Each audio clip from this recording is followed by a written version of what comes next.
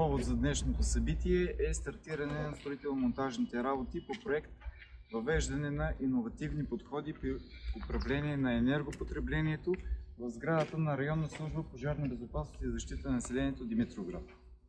Проектът се финансира по механизма за възстановяване и устойчивост, предвижда конкретни енергоспестяващи мерки, но повече за проекта давам думата на главен инспектор Иван Пачов, началник на Районна служба пожарна безопасност и защита на населението Димитровград. Добре дошли на всички от мен. Аз съм особено щастлив, че стигнахме до този момент. Започнахме от 2016 година опитите и чак на третия опит вече се получи, така че да стигнем до този момент. Сами виждате сградата в какво състояние. Строена е 1952 година и от тогава не е правен почти никакъв ремонт. Са правени само извършвани са частични ремонтни дейности. И затова съм особено щастлив, че сега за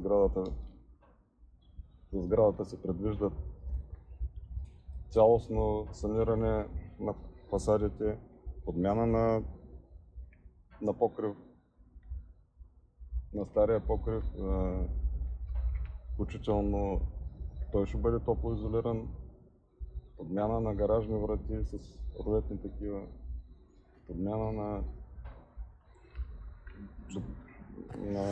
дограмата с ПВЦ и стъклопакет, цялостна подмяна на отоплителната инсталация с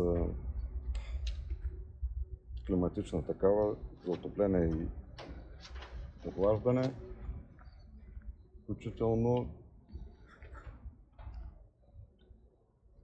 ще бъде осигурен достъп за лица в неравностойно положение.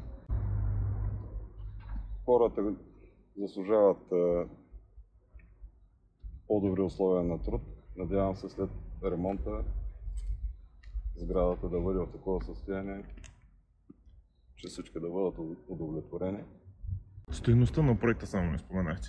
Стойността на проекта е 1 милион 167 хиляди лева, като безвъзмездната финансова помощ е 1 милион 114 хиляди.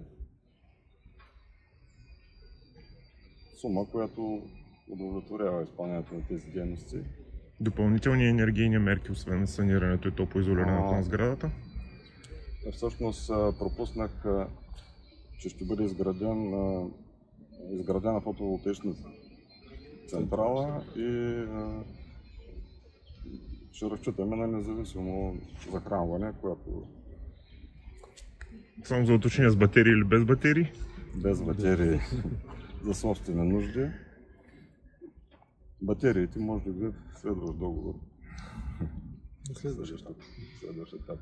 Инспектор съм на регионалната дирекция, старши комисар Чекалов. Надявам се, че ремонтът ще протече бързо и качествено, съответно по възможност и преди крайния срок да завършим. И след 150 дни да сме тук да открием официално сградата. Успех пожелавам на всички!